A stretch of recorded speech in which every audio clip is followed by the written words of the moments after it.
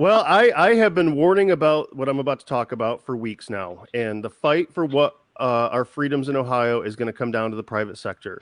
The government is I agree. releasing all of the mandates here in Ohio on June 2nd, and now the fight has come to the private sector. Before we get into the discussion, I want to remind everyone watching today what the governor had to say about what's going to happen on June 2nd. And the way our state is supposed to be running as of June 2nd. So let's play that first clip. First clip. By the way, I'm in Heath, Ohio tonight. Thanks for the reminder, you guys. The audience is paying attention. All right, here we go. Now we have a powerful weapon that is almost 100% effective in beating this virus. The vaccine is here. It's stronger and better than medical experts ever imagined. And now everyone 12 and over can use it to protect themselves, to put an invisible shield of protection around them. Everyone can now control their own health. Everyone can now control their own destiny. So, it is time. It's time to end the health orders. It's been a year. You've followed the protocols. You've done what we've asked you to do. You've bravely fought this virus. Now our cases are down, and we have a tested and proven weapon in this vaccine that all Ohioans 12 and over can now utilize. And those individuals who are vaccinated can no longer get the virus and can no longer spread it. Each person now has access to a mighty weapon that they can use to get 100% protection. And it's now up to each Ohio citizen whether to use it or not. There comes a time when individual responsibility simply must take over. Each Ohio citizen will make their own decision about wearing a mask, social distancing, how to protect themselves, and when for appropriate, and when for them those actions are appropriate. So let's recap what the governor just said there. He said on June 2nd, the orders are coming off because we have such a powerful weapon now with this vaccine. And this vaccine is offering 100% protection to anyone who takes it. We no longer have the lines waiting for vaccine anymore. We have plenty and ample vaccine for anyone who wants it, and it is now up to each individual Ohioan to make their own choice going forward. So let's take the governor at his word here, and let's allow people to make their own choices. But what's happening right now, and I do apologize for the dogs in the background.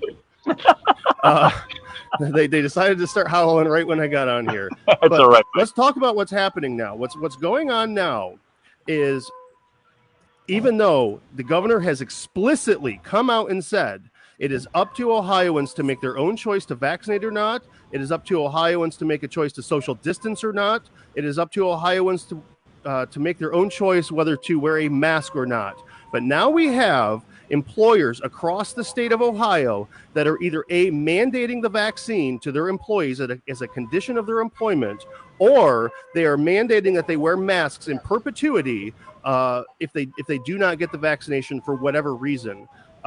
Chase Bank has come out now and said that if you are not vaccinated, you are going to be treated differently at work. You are going to have to wear a mask at work now. Amazon has come out and done the exact same thing. If we could put up that first graphic. Amazon has come out and said, you must now provide us with proof of vaccination. I'm working on it. And we're going to upload that into our system.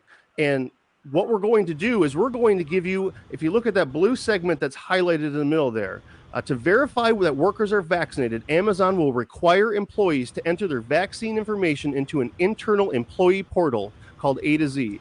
Fully vaccinated employees will receive a green check mark on the screen, which they then show as proof as they enter their site as the start of their shift. Now, the next paragraph is important here. By early June, Amazon said it will provide workers with a green check mark sticker that they can add to their badge, signifying that they are fully vaccinated and allowing them to enter work without a face covering or verifying their vaccination status. We can take that graphic down now. This is what's happening. It's happening in these big companies. It's happening in small companies across Ohio right now. in any company that's mandating a mask for someone right now that does not take this vaccine is not listening to the governor when he says that we need to be making our own choices at this point going forward. The vaccine is available to anyone who wants it, and anyone who gets it, he says, is 100% protected. So the vaccinated do not have to fear the unvaccinated anymore. That is not something that needs to happen. But what we're doing is we're taking people that are not getting the vaccine and we're putting a sticker. You might as well, put a big sticker on their mask that says unclean. Don't come near me. I'm not safe. We are visibly discriminating and separating these people that are not getting the vaccine from the rest of the population. This is disgusting discrimination. This cannot be allowed to happen in Ohio. We have to stop it. Now, for those employers that think, well, I'm not requiring the vaccine, just the mask. I'm telling you, you're discriminating against your employees. This is absolutely disgusting. You need to let this be a personal choice. There are Ohioans out there right now that cannot get these vaccines because of medical conditions. There are Ohioans out there right now that don't trust this vaccine yet because it's not fully FDA approved. There are Ohioans out there right now that have philosophical or religious objections to this injection right now. So respect them. Respect what the governor said and back off from separating these people and stigmatizing them by making them wear masks. Now, even worse, some employers are forcing the vaccine on their employees to remain an employee at that place of work. And I have a message for you too. I want you to be very careful of this decision. I want you to think long and hard before you mandate these vaccines on your employees. Because number one, the OSHA just came out, and I want to put that next graphic up. OSHA just came out and said, if you are forcing the vaccine on people, you can be liable. If you require, it says right here, if you will require your employees to be vaccinated as a condition of employment, then any adverse reaction to the COVID-19 vaccine is work-related. Now, it goes further, and this is something that goes on to talk about the mask issue as well. OSHA draws a bright line rule stating that adverse reactions are recordable when the employer mandates vaccines. The new compliance guidance states an employee's choice to accept or reject the vaccine cannot affect his or her performance rating or professional advancement. And this is the key sentence here, in that an employee who chooses to not receive the vaccine cannot suffer any repercussions from this choice. That is a warning to all employers right now about mandating the vaccine or forcing your employees into masks. Now, even further, we can take that graphic down too. I'm sorry, I'm hot today, but this is go, a buddy, really go, important issue. go, Aaron, go. And I do not want to see discrimination come back into our state right now, and that is exactly what's going to happen. And here's another warning: if you think that this is not going to be liable to you in the state of Ohio, the CEO of Bureau of Workers' Compensation has another message for you too. He was just in the insurance committee in the Senate yesterday being questioned on this issue. Senator Bretter asked him this question. I want to see how he answered right there. The pandemic, for the most part, is not over, but it is the various issues of winding down. Obviously, the requirements are going away on June 2nd for most issues around it, including masking and so forth. Many employers are now requiring masks or vaccinations before they allow their employees back to work. What is the Bureau of Workers' Comp's plan to deal with potential medical issues around overuse or misuse or adverse reactions to vaccinations from employers who are requiring them? And I say that because I'm looking at the VAERS system, which is reporting. Now, mind you, we've had, a couple 100 million vaccinations in the United States, so these numbers are small compared to that.